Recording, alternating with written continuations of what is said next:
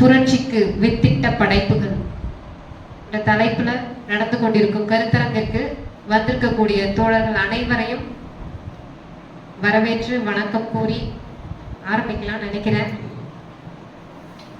மதிய நேரம், அதுவும் உணவுக்கு அப்புறம் கொஞ்சம் கடினமான ஒரு தலைப்பா இருந்தா கூட ரொம்ப அவசியமான தலைப்பு. இந்த கால சூழலுக்கு நம்ம சீக்கிரமா இதை பத்தி பேசியாக வேண்டிய ஒரு காலகட்டத்தில் இருக்கும். அதனாலதான் நம்ம இந்த தலைப்பை தேர்ந்தெடுத்திருக்கோம். இந்த முறை புரட்சிக்கு வித்திட்ட படைப்புகள் அந்த தலைப்புக்கு முன்னாடி நீங்க பாத்தீங்கன்னா கலைகள் யாவும் மக்களுக்கானது. அது ஏன் மக்களுக்கானது? பொதுவா இந்த பொது சமூகத்துல பார்த்தோம்னா கலைகளுக்காக அப்படின்ற வார்த்தை தான் வரும். அது இந்த பொது சமூகத்துல ஏற்படுத்தி வச்சிருக்க ஒரு ஸ்டேட்மெண்ட் சொல்லலாம். ஆனா உண்மை என்னன்னா கலை எல்லாம் மக்களுக்கு தான். ஏன்னா கலை உருவானதே மக்களிடத்துலதான், அதுவும் உழைக்கும் வர்க்கத்திடம் இருந்துதான். உழைப்பினுடைய சோர்வு தெரியாம அந்த உழைப்பினுடைய சோர்வு உணராம இருக்கணும்ன்றதுக்காக உருவாக்கப்பட்டதுதான் இந்த கலை. இந்த கலை இலக்கியம் இது எல்லாமே அதுல இருந்து பரிணமிச்சு வந்ததுதான். அதனால நமக்கும் இந்த கலைக்கும் இலக்கியங்களுக்கும் நமக்கு சம்பந்தம் இல்லை அப்படின்ற அந்த எண்ணத்தை நம்ம கொஞ்சம் ஓரமாவே வச்சிடலாம். நம்மளை கடந்து இதை உரிமை கொண்டாட யாருக்குமே அந்த அளவுக்கு உரிமை இல்லை.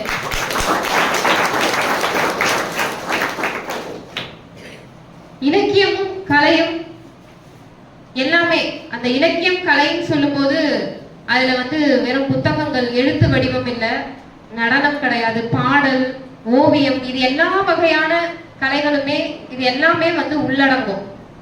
அந்த வகையில இந்த மக்கள், நம்ம பழங்குடி மக்கள், உண்மையிலேயே பழங்குடி மக்கள், உழைக்கும் வர்க்கம், இது நேரடியா தொடர்போட இருக்கிறோம். அந்த வகையில நம்ம இந்த இலக்கியத்தை பத்தி பேசுறதுக்கு எல்லா வகையிலும் உரிமை இருக்கு, பேச வேண்டிய கட்டாயம் இந்த நேரத்துல இருக்கு. அதுவும் குறிப்பா இலக்கியம் சொன்னோம்னா இப்ப இருக்க காலகட்டத்துல நம்ம பார்க்கக்கூடிய விஷயங்கள் என்னன்னா இந்த ராமாயணம், மகாபாரதம், இந்த மாதிரியான நிறைய விஷயங்கள் தான் நம்ம பார்க்கிறோம். ஆனா அதுல சொல்லப்படுற விஷயங்கள் பொதுவாகவே இந்த மாதிரி இலக்கியங்களை ஏதோ ஒரு கருத்தை முன் வச்சுதான் சொல்லுவாங்க. அந்த வகையில இந்த ராமாயணமா இருக்கட்டும், இல்ல மகாபாரதமோ, இல்ல இந்த மாதிரியான இலக்கியங்களா இருக்கட்டும், இவங்க முன்வைக்கிற அந்த சித்தாந்தம் என்ன, அது யாருக்கானது அப்படின்றத நம்ம கண்டிப்பா பார்க்கணும். இது எப்போதுமே ஒரு கடவுளை மையப்படுத்தி இருக்கு. ஒரு படிநிலையை எப்போதுமே அதை தக்க வச்சுக்கிட்டே இருக்கு. நீ கீழானவன்னா நீ கீழே தான் இருக்கணும், உயர்ந்தவன் உயர்ந்தவனாவே தான் இருக்கணும் அப்படின்ற அந்த படிநிலை அப்படியே மெயின்டைன் ஆகணும் இந்த சமூகத்துல. அந்த காப்பாற்றக்கூடிய வேலைகளை தான் இந்த மாதிரியான இலக்கியங்கள் பண்ணுது. ஆனா இலக்கியம் உண்மையிலே பார்த்தோம்னா இதை விட மிகப்பெரிய புரட்சிகள் நடக்கிற அளவுக்கு உத்வேகத்தை கொடுக்கக்கூடிய இலக்கியங்கள்லாம் இருந்திருக்கு இந்த உலகத்துல. அந்த மாதிரி இலக்கியங்கள் உருவான இடத்துல முக்கியமான இடம் ரஷ்யா புரட்சிக்கு வித்திட்ட படைப்புகள் அப்படின்னு பார்த்தோம்னாவே ஏகப்பட்டதை நம்ம சொல்லலாம். அதுல குறிப்பா நம்ம பார்க்கறது இன்னைக்கு நான் உங்களோட பகிர்ந்துக்கலாம்னு நினைக்கிறது தாய் அப்படின்ற ஒரு நாவல். தாய்ன்ற நாவலை பத்தி தோழர் லெனினே ரொம்ப பெருமையா பேசியிருக்கிறாரு. அதை எழுதியவர் மார்க்சிம் கார்கி அப்படின்ற ஒரு எழுத்தாளர்.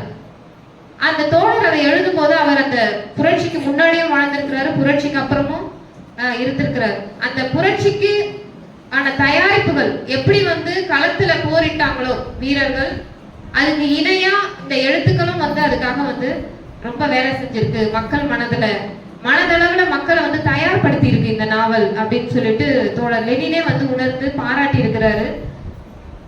அப்படி என்ன அந்த நாவல்ல இருக்கு தாய் நாவல் அப்படின்னு சொன்னோம்னா அதுல முக்கியமான அம்சம் என்னன்னா ஒரு தாய், ஒரு சாதாரண குடும்பத்துல இருக்க ஒரு தாய் எப்படி ஒரு தோழரா பரிணமிக்கிறாங்க, அந்த பரிணமிக்கிற விஷயம் எப்படி அவங்களுக்குள்ள நடந்தது அப்படின்ற அந்த விஷயங்களை தான் அவர் அவ்வளவு ஆழமா அந்த நாவல்ல விவரிச்சிருப்பார்.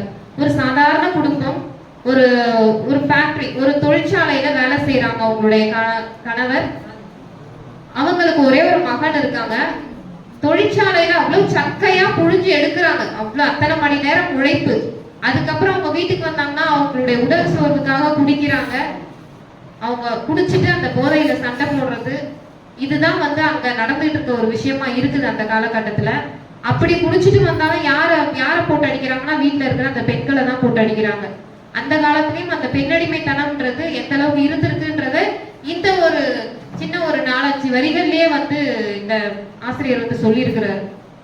அப்படிப்பட்ட ஒரு குடும்பத்துல ரொம்ப குடிச்சு குடிச்சு இவரும் வந்து அந்த கணவர் இறந்துடுறாரு. இறந்ததுக்கு அப்புறமா அவருடைய மகன் பாவேல், இந்த பாவேல்ன்ற பெயரை எதுக்கு நான் சொல்றேன்னா இது ரொம்ப முக்கியத்துவம் வாய்ந்த பெயர். நிறைய பேர் வந்து அந்த ரஷ்ய நாவல்னால ஈர்க்கப்பட்டவங்க இந்த பேரை வந்து நிறைய பேர் வச்சிருப்பாங்க அவங்களுடைய பிள்ளைகளுக்கு. பாவேல்ன்ற அந்த மகன் வந்து அவரும் வந்து அவங்களுடைய தந்தையை போலவே அதே தொழிற்சாலைக்கு போறாரு, வேலை செய்யறாரு, நிறைய குடிக்க ஆரம்பிக்கிறாரு. அது ரொம்ப இந்த தாயை வந்து ரொம்பவே கலக்கம் அடைய வைக்குது. என்னடா இது மறுபடியும் அதே வாழ்க்கைக்குள்ள நம்ம போறோமே, நம்மளுடைய மகனும் இதே மாதிரி போறாருன்னு. ஆனா அவங்க தாய் வந்து கவனிச்சுக்கிட்டே இருக்காங்க அவங்க மகனுடைய செயல்பாடுகளை. ஆனா கொஞ்ச நாளைக்கு அப்புறம் அவங்களுடைய மகனுடைய செயல்பாடே கொஞ்சம் வித்தியாசமாகுது. அதை அவங்க உணர்றாங்க. அந்த மகன் வந்து குடிக்கிறது கிடையாது, நிறைய நேரம் வந்து நிறைய பேர் கூட பேசுறாப்புல, சந்திப்புகள் நடக்குது, நிறைய நேரம் வெளியில போறாப்புல வராப்புல, வீடெல்லாம் ரொம்ப அழகா ஒருங்கமைச்சு இருக்குது. முன்னாடி அந்த மாதிரி இருக்காது. ஆனா இப்போ சமீப காலத்துல அந்த மாற்றத்துல அவங்க அதை பாக்குறாங்க. படுக்கையெல்லாம் அழகா விரிச்சு வச்சிருக்கு, அழகா இருக்கு, நிறைய புத்தகங்கள் வாசிக்க ஆரம்பிக்கிறாரு. அந்த மாதிரியான அந்த மாற்றங்களை அவங்க கவனிச்சுக்கிட்டே இருக்கும்போது அவங்களுக்குள்ள அந்த யோசனை வந்துகிட்டே இருக்கு, எதனால வந்து இந்த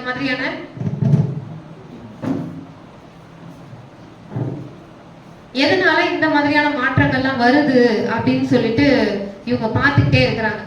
பார்த்துக்கிட்டே இருக்கும்போது தான் அவங்களுக்கும் வந்து நிறைய தோழர்கள் வீட்டுக்கு வராங்க. வீட்டுக்கு வந்து அவங்களோட உரையாடும் போது அந்த உரையாடல்களை இவங்களும் கவனிக்க ஆரம்பிக்கிறாங்க. அந்த உரையாடல் இவங்களுக்குள்ள ஒரு மாற்றத்தை ஏற்படுத்துது, இவங்கள நிறைய சிந்திக்க வைக்குது. அப்ப அந்த தோழர்களோட இவங்களும் வந்து பேசுறதுக்கான வாய்ப்பு கிடைக்குது. அப்படி பேசும்போது இவங்க சொல்ற வார்த்தை என்னவா இருக்குன்னா, நான் வந்து என்னோட குடும்பம், என்னுடைய மகன் அப்படின்னு சொல்லி ரொம்ப சுருங்கி ஒரு வீட்டுக்குள்ள ஒரு குறுகிய ஒரு எல்லைக்குள்ள நான் இருக்கிறேன். ஆனா உங்களுடைய எல்லையெல்லாம் ரொம்ப பறந்துபட்டு இருக்கு. நீங்க உலக மக்களுக்காக, பொதுவான மக்களுக்காக நீங்க யோசிக்கிறீங்க, நீங்க எல்லை கடந்து நீங்க வந்து யோசிக்கிறீங்க. உங்களை மாதிரி எல்லாம் பார்க்கும் போதே எனக்கு ரொம்ப ரொம்ப சந்தோஷமா இருக்கு அப்படின்ற மாதிரி அவங்களுடைய உணர்வுகளை வந்து வெளிப்படுத்துறாங்க அந்த தோழர்கள் கிட்ட. அவங்களும் வந்து குறிப்பா எழுத படிக்க அப்பதான் கத்துக்கிறாங்க. அங்க வர தோழர்கள்லயே ஒரு தோழர்கிட்ட அவங்க வந்து எழுத படிக்க கத்துக்கிறாங்க. பொதுவாவே எழுத படிக்க கத்துக்கணும்னு நினைக்கிறவங்க யாரா இருப்பாங்கன்னா, ஏதோ ஒரு முன்னெடுப்பை நம்ம பண்ணணும், ஏதோ ஒரு மாற்றத்தை நம்ம நிகழ்த்தணும் இந்த சமூகத்துக்கு அப்படின்றவங்க தான் உண்மையிலேயே எழுத படிக்க கத்துக்கணும்னு நினைப்பாங்க. எந்த வயசானாலும், அந்த தாய்க்கு ரொம்ப சின்ன வயசு கிடையாது, கொஞ்சம் வயதானவங்க தான். ஆனா இருந்தாலும் அந்த வயசுலயும் அவங்க தான் எழுத படிக்க கத்துக்கணும், முன்னெடுப்பு எடுத்து அதை கத்துக்கிறாங்க. இந்த படிக்கிற விஷயம் அப்படின்றது நம்ம மக்கள் கிட்ட ஒரு சின்ன ஒரு நெருடலை ஏற்படுத்தும். நான் படிக்கல, அதனால எனக்கு இதை செய்ய முடியுமா, நான் படிக்கல அப்படின்ற அந்த ஒரு சின்ன நெருடல் வந்து எப்போதுமே இருக்கும். ஆனா நம்ம இந்த தாய் நாவலை படிக்கும் போது அதெல்லாம் நம்ம தூக்கி தூரம் போட்டுக்கலாம். எந்த வயசானாலும் நம்ம படிக்கலாம். நம்ம படிக்கிறது வெறும் என்னோட முன்னேற்றத்துக்காக அப்படின்னு யோசிச்சாதான் அந்த படிப்பு நமக்கு படிக்கணும்னு தோணாது. ஆனா இந்த படிப்பு என்னோட மக்களுக்காக, இந்த சமூக மாற்றத்துக்காக நான் படிக்கணும் அப்படின்னு நினைச்சேன்னா நிச்சயம் நான் வந்து எந்த வயசானாலும் படிப்பேன். அந்த ஒரு கருத்து வந்து அவங்க கிட்ட இருந்ததுனால தான் அந்த வயசுலயும் அவங்க எழுத படிக்க கத்துக்கிறாங்க. கத்துக்கிட்டு அவங்க கொஞ்சம் கொஞ்சமா அவங்க மகன் வந்து ஒரு காலகட்டத்துல சிறையில் அடைக்கப்படுறாரு. அதாவது நிறைய துண்டறிக்கைகள்லாம் கொடுத்தாரு அப்படின்னு சொல்லிட்டு அந்த ஒரு குற்றச்சாட்டுல வந்து அவரை வந்து சிறையில் அடைக்கிறாங்க. ஆனா அதுக்கப்புறம் இவங்களுடைய மனது தன்னுடைய பையனை சிறையில போட்டுட்டாங்க அப்படின்னு ஒரு கலக்கம், ஒரு அழுகை வந்தா கூட அதையும் தாண்டி அந்த தாய் என்ன நினைக்கிறாங்கன்னா, பரவாயில்ல, இப்போதான் நம்ம தான் வந்து இந்த துண்டறிக்கைகளை போய் தொழிலாளர்கள் கிட்ட கொண்டு போய் சேர்க்கணும். அப்படி நான் இந்த நேரத்துல கொண்டு போய் சேர்க்கலன்னா என்னுடைய மகன் தான் குற்றவாளி, என்னுடைய மகன் தான் இந்த துண்டறிக்கைகளை பிரசுரம் பண்ணுனா அப்படின்ற அந்த ஒரு தீர்ப்புக்கு வந்துருவாங்க. அது நடக்கக்கூடாது அப்படின்னு தன்னுடைய மகனை காப்பாற்றுவதற்காகவும், அது மட்டும் இல்ல இந்த துண்டு பிரசுரங்கள் கண்டிப்பா தொழிலாளர்கள் கிட்ட போய் சேரணும் அப்படின்ற அந்த நோக்கத்துக்காகவும் அவங்களே போய் உணவு கொண்டு போய் கொடுக்குற மாதிரி அந்த தொழிற்சாலைக்குள்ள தெரியாம போய் அந்த துண்டு பிரசுரங்களை விநியோகம் பண்றாங்க மக்கள் கிட்ட, அந்த தொழிலாளர்கள் கிட்ட வந்து கொடுக்குறாங்க. அதுக்கப்புறமா அந்த மகன் வந்து மீண்டும் வீட்டுக்கு வராங்க. மறுபடியும் வந்து அந்த தோழர்களுடைய சந்திப்புகள் நடக்குது. அந்த வீட்டுல மீண்டும் வந்து ஒரு மேனாளுக்கான ஒரு தயாரிப்பு நடக்குது. நம்ம எல்லாம் மே தினத்துக்கு நிறைய தயாரிப்புகள் பண்ணுவோம். அந்த மாதிரி அவங்களும் வந்து அந்த மேனாளை வந்து சிறப்பிக்கணும்னு சொல்லிட்டு அந்த அவங்க மகனுடைய தலைமையில தான் அங்க வந்து ஒரு கூட்டம் நடத்தணும்னு ஏற்பாடு பண்ணியிருக்கிறாங்க. அதுல இவங்களுடைய பங்களிப்பு இருக்கணும்னு நினைக்கிறாங்க. அந்த கூட்டத்துல கலந்துக்கிறாங்க. அவங்க மகன் கிட்ட கூட நெருங்க முடியாத அளவுக்கு அவ்வளவு ஒரு கூட்டம், அந்த மேனாள் கூட்டம். இவங்களுக்கு கொஞ்சம் பெருமையாவும் இருக்கு, தன்னுடைய மகன் இவ்வளவு ஒரு உயர்ந்த இடத்துல இருக்கிறான், மக்கள்லாம் இப்படி வந்து அவனை வந்து போட்டுறாங்க, தோழர்கள் இவ்வளவு பேர் பக்கபலமா இருக்காங்க அப்படின்னு சொல்லிட்டு அந்த தோழரோட தோழரா இவங்களும் வந்து அந்த கூட்டத்துல இருக்கிறாங்க. இருந்தாலும் வந்து அவங்க என்ன பண்றாங்கன்னா, அவங்க அந்த கூட்டத்துல இருக்கும் போதே அந்த கூட்டத்துல வந்து சிறையில வந்து அடைக்கப்படுறாங்க. அது பாவையில ஒரு மகனை வந்து சிறையில் அடைக்கப்படுறாங்க அந்த மேனாள் கூட்டத்துக்காக. அதுக்காக அவர் என்ன பண்ற, இவங்க தாய் என்ன பண்றாங்கன்னா அதுக்கு அடுத்து மீண்டும் வந்து சோர்ந்து போகல. அவங்க என்ன பண்றாங்கன்னா மீண்டும் அவங்க இந்த இடத்துலதான் முழுமையான ஒரு தோழரா பரிணமிக்கிறாங்க. என்னுடைய மகன் வந்து சிறையில் அடைக்கப்பட்டாலும் நான் வந்து அந்த அந்த வேலையை நான் செய்வேன், என்னுடைய மகன் செஞ்சுக்கிட்டு இருந்த வேலையை நான் செய்வேன், இந்த மக்களுக்காக நான் வந்து உழைப்பேன், இந்த தொழிலாளர்களுக்காக நான் வந்து என்னுடைய பங்களிப்பை நான் செலுத்துவேன் அப்படின்னு சொல்லிட்டு முழுமையான ஒரு தோழரா அங்க வந்து பரிணமிச்சு அவங்க துண்டு பிரசுரங்கள் கொடுக்குறாங்க. அவங்க போய் பிரச்சாரங்கள்ல ஈடுபடுறாங்க. முதல் முறையா அவங்க பிரச்சாரம் செய்யும் போது அவங்களுக்குள்ளேயே ஒரு புத்துணர்வு பிறகுது. நம்ம வந்து இத்தனை நாளா தோழர்கள் பேசுறத கேட்டுக்கிட்டு இருந்தோம், இன்னைக்கு முதல் முறையா நம்ம பேசுறோம், நிறைய தோழர்கள் கேட்கறாங்க அப்படின்னும் போது அவங்களுக்கே ஒரு ஆர்வம் வருது. இன்னுமே முழு ஈடுபாட்டோட அந்த மக்கள் பணி அவங்க வந்து செய்ய ஆரம்பிக்கிறாங்க. அது முழு தோழரா அவங்க வந்து பரிணமிக்கிறாங்க. இந்த அளவு வந்து ஆனா இன்றைய காலகட்டத்துல இந்த தாய் நாவல் குறித்து ஏன் நம்ம பேசணும் அப்படின்னா, இப்ப இருக்க சூழல்ல ஒரு பெண் படிக்கிறதோ இல்ல வேலைக்கு போறதோ இதெல்லாம் வந்து ரொம்ப முக்கியமான விஷயம் தான். இருந்தாலும் கூட இது மட்டுமே நமக்கு தீர்வு கிடையாது பெண்களுக்கு. ஏன்னா ஒரு பெண் படிச்சு நல்ல வேலைக்கு போய் நல்லா சம்பாதிக்கிறாங்க, சுயசார்பா இருக்கிறாங்கன்னா அந்த பெண்ணுக்கு அது ஒரு நல்ல ஒரு முன்னேற்றம் தான். மற்றபடி அந்த வர்க்க போராட்டத்துக்கு அவங்க என்ன பங்களிப்பு செலுத்தினாங்க, இன்றைய காலகட்டத்துல நம்ம யோசிக்க வேண்டியது அதுதான். நம்ம முன்னேறதோ, தனிப்பட்டு நம்ம படிக்கிறதோ, நம்ம வேலைக்கு போறதோ, சம்பாதிக்கிறதோ, என்னென்ன பொருளாதாரத்துல உயர்த்திக்கிறதோ இது வந்து ஒரு பெரிய விஷயமா கிடையாது. நம்ம என்ன செய்யறோம் இந்த மக்களுக்காக, இந்த சமூகத்துக்காக நம்ம என்ன செய்யறோம். நம்ம ஒரு சமூக படைப்பு தான், நம்ம யாருமே தனித்து விடப்பட்ட மனிதர்கள் கிடையாது, நம்ம ஒரு சமூக படைப்பு. நம்ம இந்த சமூகத்துக்கு நம்ம திருப்பி என்ன செய்ய போறோம், நம்ம காலங்காலமா ஒடுக்கிட்டு இருக்க இந்த ஒடுக்கப்பட்ட வர்க்கத்துக்காக நம்ம அவங்க பக்கம் நின்று நம்ம என்ன பண்ண போறோம், முதலாளி வர்க்கத்தை எப்படி நம்ம எதிர்க்க போறோம், இந்த மாதிரி விஷயங்கள்லாம் நம்ம வந்து பேசணும். இந்த மாதிரி விஷயங்களை தான் அந்த தாய் வந்து யோசிச்சாங்க. அந்த வழியில நம்மளும் வந்து பயணிக்கிறதுக்கான ஒரு உத்வேகத்தை இந்த நாவல் கொடுத்திருக்கு. இந்த நாவல் எழுதின காலகட்டம்ன்றது ரொம்ப முக்கியமான காலகட்டம். புரட்சிக்கு கொஞ்சம் முன்னாடி தான் இந்த நாவல் வெளிவந்திருக்கு. ரொம்ப அத்தியாவசியமான ஒரு காலகட்டத்துல இது வந்ததுன்றது வந்து தோழர் லெனினுக்கு ரொம்ப மகிழ்ச்சியான ஒரு விஷயமா இருந்தது. ஏன்னா இந்த நாவலை படிக்கும் போது நிறைய இளைஞர்களா இருக்கட்டும், இளம் பெண்களா இருக்கட்டும், நிறைய பேர் இதுல ஈடுபாடு கொண்டு புரட்சிக்கு நம்மளுடைய ஏதாவது ஒரு செயல்பாடு இருக்கணும், நம்மளும் போய் பங்களிப்பு செலுத்தணும் அப்படின்னு நிறைய உத்வேகத்தை கொடுத்து மனதளவுல அவங்களுக்கு ஒரு தைரியத்தை கொடுத்தது இந்த நாவல். அதனால நம்ம நிறைய வந்து பேசுவோம், நிறைய பயிற்சிகள் வேணும் நமக்கு, அப்படின்னா தான் நம்ம ஒரு அமைப்புல செயல்பட முடியும், நம்ம அமைப்புல போய் பேச முடியும் அப்படின்னு கிடையாது. ஒரு நாவல் கூட ஒரு நாட்டுல ஒரு புரட்சி ஏற்படுத்துறதுக்கான ஒரு நிலைமையை உருவாக்கி இருக்குன்னா, தோழர்களாகிய நம்ம ஒரு இயக்கமா இருந்து செயல்படும் போது இன்னும் கூட வீரியமா நம்மளால வந்து மிகப்பெரிய சாதனைகளை பண்ண முடியும் அப்படின்றத நம்ம இந்த நாவல்ல இருந்து தெரிஞ்சுக்க முடியுது. இந்த நாவல் மட்டும் இல்லை, இந்த மாதிரி பல படைப்புகள் வந்து ரஷ்யால இருந்து உருவாகி இருக்குது. அதுல இன்னொரு பத்தியும் வந்து சொல்லணும் அப்படின்னா, நம்ம இங்க பாக்குற குற்றமும் தண்டனையும். இந்த குற்றமும் தண்டனையும் அப்படின்னும் போது இதை எழுதியவர் வந்து தஸ்தாயெவ்ஸ்கின்ற ஒரு எழுத்தாளர். இவரும் வந்து இந்த படைப்பின் மூலமா இந்த குற்றமும் தண்டனையும்ன்ற இந்த புத்தகத்துல அவர் என்ன சொல்ல வர்றாரு அப்படின்னா, இதனுடைய கதை சுருக்கம்னா அவங்ககிட்ட நான் கொஞ்சம் விவரமா சொல்ல முடியாது, நேரம் கருதி கொஞ்சம் சுருக்கமாவே சொல்லிடுறேன். இந்த கதையில வர அந்த கதாநாயகன் வந்து படிக்கணும் அப்படின்னு நினைச்சு, ஆனா ரொம்ப ஏழ்மையான ஒரு குடும்பம், படிப்புக்காக அதிகமா செலவு பண்ண முடியாது, இருந்தாலும் வந்து படிக்கணும்ன்ற ஆர்வத்துல ரொம்ப கஷ்டப்படுறாப்புல, படிக்கணும்னு நினைக்கிறாப்புல. அவருக்கு வந்து காசு இல்லாம நிறைய வந்து பொருட்களை, ஏதாவது ஒரு வீட்டுல இருக்கிற பொருளை கொண்டு போய் அடகு வச்சு அதுல கிடைக்கிற காசை வந்து வச்சுதான் அவர் வந்து படிக்கிறாரு. அப்படி அவர் செய்யும் போது ஒரு பெண் கிட்ட தான் அவர் போய் வந்து அடகு வைக்கிறாரு. அந்த பெண்ணும் வந்து எப்படின்னா ரொம்ப கராரா வந்து காசு கொடுப்பாங்க, ரொம்ப அதிகமான வட்டிக்கு தான் காசு கொடுப்பாங்க. அதெல்லாம் பார்க்கும்போது இவருக்கு தொடர்ந்து இவருக்கு ஒரு நெருடலா இருக்கும். என்னடா இது, இந்த அம்மாவை வந்து நம்ம ஒரு நாளைக்கு புண்ணே போட்டுடலாமா, இந்த அளவுக்கு இந்த அம்மா பண்ணுது, நம்ம படிப்புக்காக தானே நம்ம இதை வந்து கேட்கிறோம், இதுக்கு ஒரு கருணையே இல்லாம வந்து அப்படியே இதை போய் வந்து அதிகமான வட்டிக்கு இவங்க வந்து கொடுக்குறாங்களே நமக்கு அப்படின்னு சொல்லிட்டு ரொம்ப ஒரு கோபம் அதிகமா வந்து வரும். ஒரு நாள் என்ன பண்றாரு, கொன்னுடலானே முடிவே வந்து பண்றாரு. முடிவு பண்ணி அதுக்கான ஆயுதம் எல்லாமே வந்து தயார் பண்ணிக்கிறாரு.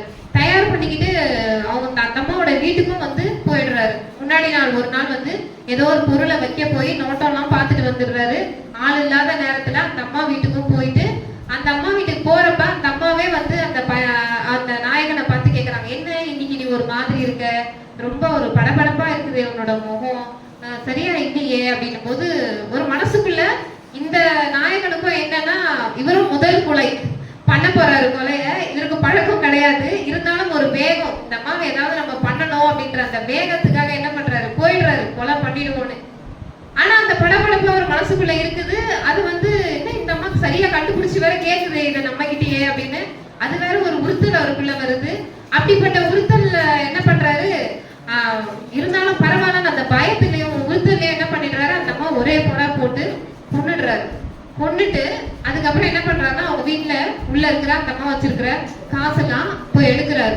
எடுக்கும் போது எல்லாத்தையும் எடுத்துடல, அவருக்கு எவ்வளவு தேவையோ அதை மட்டும் தான் எடுக்கிறாரு. அவருடைய படிப்புக்கு எவ்வளவு செலவாகுமோ அந்த காசை மட்டும் எடுத்துக்கிட்டு வெளியில வராரு.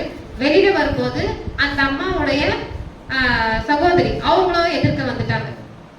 இவர் இப்ப என்ன பண்றதுன்னு தெரியல. உடனே இவர் என்ன பண்ணிடுறாரு, முதல் கொலைக்குதான் ரொம்ப யோசிச்சாரு, ஆனா இந்த முறை அவ்வளவு யோசிக்கல. உடனே அந்த 2வது கொலைய பண்ணிடுறாரு.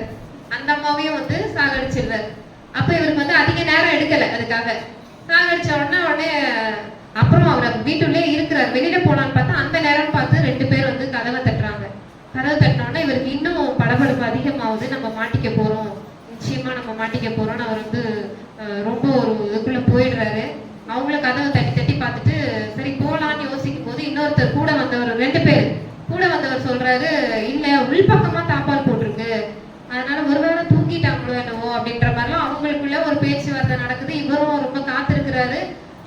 அப்படி கொஞ்ச நேரம் கழிச்சு அவங்க போன உடனே இவர் என்ன பண்ணிடுறாரு, கதவை திறந்துட்டு வெளியே போயிடுறாரு. இதுல இன்னும் நிறைய இத வந்து அந்த ஆசிரியர் ரொம்ப விளக்கமா சொல்லுவாரு. அந்த உணர்வுகள் எப்படிலாம் வந்து இருந்தது அந்த நாயகனுக்கு, அதை பத்தி எல்லாம் வந்து சொல்லுவாரு.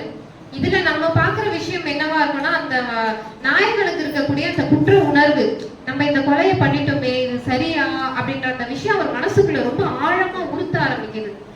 ஒரு பக்கம் வந்து அறிவு சொல்லுது, பரவாயில்ல இந்த அம்மா இவ்வளவு அட்டூழியம் பண்ணுதே, எத்தனை பேர்கிட்ட இது அநியாயமா வாங்கியிருக்கோம், இந்த மாதிரி கந்து வட்டி வச்சு இதை வந்து கொலை பண்ணது ஒண்ணும் தப்பு கிடையாது அப்படின்னு சொல்லிட்டு ஒரு அறிவு சொன்னா கூட, ஆனா ஆழ்மனது என்ன யோசிக்குது, என்ன இருந்தாலும் நம்ம ஒரு கொலை பண்ணிருக்க கூடாது, என்ன இருந்தாலும் ஒரு உயிரை பறிச்சிட்டோமே, இது நம்ம செஞ்சிருக்கலாமா அப்படின்ற அந்த ஒரு யோசனையும் அவருக்குள்ள மாறி மாறி வந்துகிட்டே இருக்குது. அவருடைய காதலி வந்து இருக்கிறாங்க, அவங்க கிட்ட வந்து இவர் வந்து அதை பகிர்றாரு. பகிரும் போது அவங்களுடைய காதலி வந்து சொல்றாங்க, இல்ல நீங்க போய் சரணடைஞ்சிருங்க, நீங்க சொல்லிடுங்க நான் தான் பண்ணேன்னு சொல்லிடுங்கன்னு சொல்லிட்டு. இதுக்கு முன்னாடி விசாரணை எல்லாம் வருது, போலீஸ் எல்லாம் வராங்க, அப்ப கூட இவர் சொல்லல. எத்தனையோ முறை சொல்லணும்னு நினைச்சா கூட இவர் சொல்லல. எதுக்கு, அந்த அறிவு வந்து அவரை தடுக்குது. இது நம்ம பண்ணது சரிதான், சரியான விஷயத்துக்கு நம்ம எதுக்கு போய் போலீஸ் கிட்ட எல்லாம் சொல்லணும், நம்ம விட்டுறலாம் அப்படின்னு சொல்லிட்டு. ஆனா கடைசியில அந்த காதலியினுடைய அந்த போக்குனால என்ன பண்றாங்கன்னா, அவர் வந்து சரி நம்ம சொல்லிடலாம், அவங்க வந்து காவல் நிலையத்துக்கு வரைக்கும் அவரை கூட்டிட்டு போயிட்டு வெளியவே நிக்கிறாங்க. இவர் உள்ள போறாரு சொல்லலான்னு.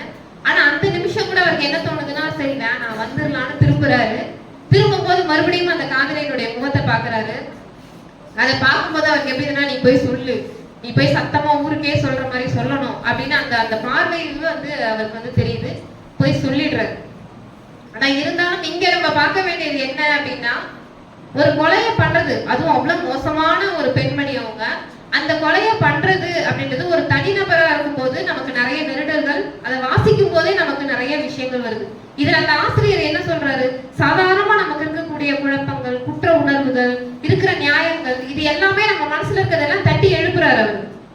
அந்த நாவலை படிக்கும் போது ஒரு நபருக்கு ஏற்படுற விஷயங்கள் இதுவாதான் இருக்கு. அப்போ அந்த நாயகன் பண்ணது சரியா இருக்குமா, இல்ல தவறு தானா, இந்த மாதிரி நமக்குள்ளேயே நிறைய குழப்பங்களை அவர் வந்து ஏற்படுத்திட்டு இருக்கிறாரு. இந்த குழப்பங்களை, அதாவது புரட்சியாளர் அம்பேத்கர் கூட வந்து சொல்லியிருப்பாரு, நிறைய நிலம் புடுங்கி மத்தவங்க எல்லாம் உழைக்கும் மக்களுடைய நிலங்கள்லாம் புடுங்கி ஒரு நிலச்சுவந்தார் அவர் வந்து வச்சிருக்கிறாரு, ஏக்கர் கணக்குல வச்சிருக்கிறாரு. அது யாரும் ஒரு குற்றம்னு சொல்றது கிடையாது. ஆனா உண்மையிலேயே அதுதான் ஒரு மாபெரும் குற்றம். அதை வந்து யாரும் குற்றம் சொல்றது கிடையாது. ஆனா அதை எதிர்த்து கேட்கிறவனதான் வந்து குற்றவாளியா இந்த சமூகம் வந்து சொல்லுது. எப்போதுமே ஒரு புரட்சியாளனை பார்த்துதான் நீ குற்றம் செஞ்ச, நீ ஏன் அதை எதிர்த்து கேட்ட, நீ ஏன் அரசு எதிர்த்து பேசணும்னு சொல்லிதான் வருதே ஒழிய ஒரு அரசு ஏன் இப்படி பண்ணுது, இது தப்பு பண்ணுது, இந்த அரசு மக்களுக்கான அரசா இல்ல அப்படின்ற மாதிரியான விஷயங்கள் யாருமே சிந்திக்கிறது கிடையாது. ஒரு தனிநபர் கொலை பண்ணா அதை நம்ம அவ்வளவு கூர்ந்து கவனிக்கிறோம். அதே ஒரு அமைப்பா இருந்து பண்ணும்போது நம்ம அதை எப்படி பாக்குறோம்? இந்த மாதிரியான பல கேள்விகள். அதாவது நம்ம புரட்சியாளர்களா இருக்கும் போதே தோழர் லெனினா இருக்கட்டும், எங்கெல்லாமோ புரட்சி நடந்தது. அது பிரெஞ்சு புரட்சியா இருக்கட்டும், ரஷ்ய புரட்சியா இருக்கட்டும். அப்ப அது யாரை எதிர்த்து நடந்தது? மன்னர்களை எதிர்த்து நடந்தது. அப்ப அந்த மன்னர்களை என்ன பண்ணாங்க? மக்கள் தீர்ப்பிட்டாங்க. அவங்க வந்து சாகணும், அவங்கள தலையை வெட்டுறதோ இல்ல அவங்கள கொலை பண்றதோ, இதெல்லாம் மக்கள் எடுத்த தீர்ப்பு. அதெல்லாம் நம்ம ஏத்துக்கிறோம். அது புரட்சியின் வழியா வந்தது அப்படின்னு சொல்லிட்டு. அப்ப இதெல்லாம் நம்ம என்ன மாதிரியான ஒரு கோணத்துல நம்ம பாக்குறோம் அப்படின்ற விஷயத்தெல்லாம் நம்ம ஒரு கேள்விகளை மனதளவுல எழுப்பக்கூடிய ஒரு நாவலா இந்த குற்றமும் தண்டனையும் அப்படின்றதுதான் இருக்கு. இதெல்லாம் நம்ம ஏன் இப்ப பேசுறோம் அப்படின்ற ஒரு கேள்வியும் இருக்கு. நம்ம முன்னாடி பார்த்த மாதிரி இப்ப இந்த காலகட்டத்துல ஏன் இலக்கியம் குறித்து பேசணும், என்ன அதுக்கு அவசியம் இருக்கு அப்படின்னா, நமக்குள்ள இருக்கும்போது தோழர் லெனின் கூட சொல்லியிருக்கிறாரு, என்னுடைய பேச்சு சாதாரண மக்களை சென்றடையும், என்னுடைய எழுத்து அறிவுஜீவிகளை சென்றடையும். அதாவது எல்லா வகையிலுமே நான் மக்கள் கிட்ட போறேன் அப்படின்னு அவர் சொல்றாரு. நம்மளும் அதை பின்பற்றோம். தோழர் லெனின் எல்லாம் நம்ம உள்வாங்குறோம் அப்படின்னா, நான் எனக்கு தெரிஞ்ச விஷயத்த நான் கண்டிப்பா பேசி மக்கள் கிட்ட கொண்டு போய் சேர்ப்பேன். அதே போல எனக்கு படிக்க தெரியும், எழுத தெரியும்னா என்னோட எழுத்துக்கள் மூலயமா நான் கொண்டு போகணும். ஆனா இந்த மாதிரி விஷயங்களை நான் கொண்டு போயிட்டே தான் இருக்கணும். எந்த காலகட்டத்துல எங்க மக்கள் கூட்டம் வந்தாலும் நீ போய் பேசணும் அப்படின்னு தான் தோழர்கள் சொல்றாங்க. அதாவது எங்க மக்கள் கூட்டமா இருந்தாலும் சரி, அது பஸ் ஸ்டாண்டா இருக்கட்டும், இல்ல ஒரு டீ கடையா இருக்கட்டும், ஒரு டாஸ்மாகா இருந்தா கூட மக்கள் கூட்டம் இருந்ததுன்னா நீங்க போய் பேசணும். இந்த புரட்சிகரமான விஷயங்களை மக்கள் கிட்ட கொண்டு போய் சேர்க்கணும். இதுக்குன்னு ஒரு கூட்டம் போட்டு இந்த இடத்துல மட்டும்தான் நான் பேசுவேன்னு கிடையாது. நம்ம எல்லா இடத்துலயும் அரசியல் பேசணும். திமுக கூட வளர்ந்தது எப்படின்னா திண்ணை பேச்சாளர் தான் சொல்லுவாங்க. அந்த மாதிரி நமக்கு கிடைக்கிற எல்லா நேரத்திலையும் நம்ம அரசியல பேச ஆரம்பிக்கும் போதுதான் நமக்கான ஒரு உத்வேகம் பிறக்க ஆரம்பிக்கும். எனக்கு பேச தெரியாது, எனக்கு நான் உள்வாங்குவேன், ஆனா என்னால எப்படின்னு சொல்றதுன்னு தெரியாது அப்படின்ற மாதிரி வார்த்தைகள் எல்லாம் இதுக்கப்புறம் வராது. நம்ம ஒருத்தருக்கு ஒருத்தர் பேசும்போதே சாதாரணமா நம்ம வீட்டுல நீ சாப்பிட்டியா, கொண்டியா, உங்க வீட்டுல என்ன சமையல், என்னது, இப்படி எப்படி நம்ம சர்வ சாதாரணமா பேசுவோமோ அந்த மாதிரி நம்ம அரசியல் பேச பழகணும். அப்படி பேசும்போதுதான் நம்ம, ஏன்னா இருக்கிற காலகட்டம் அந்த மாதிரி. இப்ப 2024 தேர்தல் வரப்போகுது.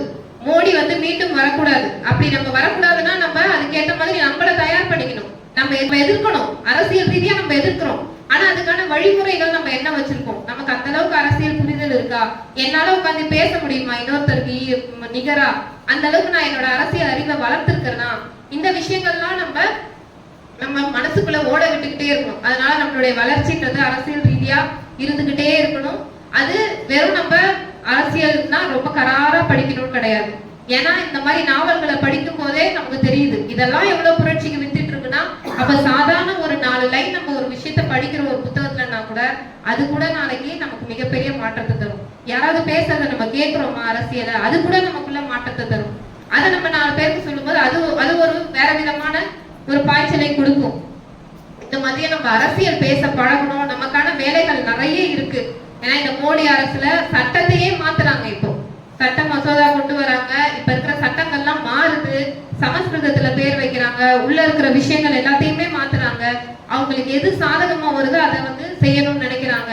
இந்த மோடி அரசை நம்ம வீழ்த்தாமல் நம்மளால இதுக்கப்புறம் தேர்தலுக்கு அப்புறமா நம்மளால இந்த மாதிரி எல்லாம் பேச முடியுமான்றதே ஒரு சந்தேகத்துக்குரிய ஒரு விஷயம் தான்.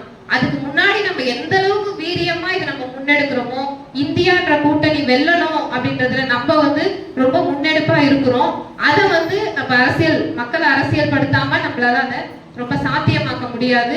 எனக்கு முன்னாடி சொன்ன தோழர் மகா கூட சொன்னாங்க, பழங்குடி மக்கள் தான் அதிக அளவுல ஓட்டு போட்டு பிஜேபி நிறைய இடங்கள்ல இருக்கு இந்தியாவுலன்ட்டு. அந்த மாதிரியான ஒரு சூழல் தமிழ்நாட்டுல இருக்கக்கூடாது. அது நம்ம எங்கேயுமே நம்ம தமிழ்நாட்டுல நம்ம மக்கள் கிட்ட இருந்து ஓட்டு போகுது அப்படின்ற விஷயமே இருக்கக்கூடாது. நம்ம நல்ல அரசியல் பழகணும், மத்தவங்களையும் அரசியல் படுத்தணும். இது இந்த காலத்தினுடைய கட்டாயம். நன்றி.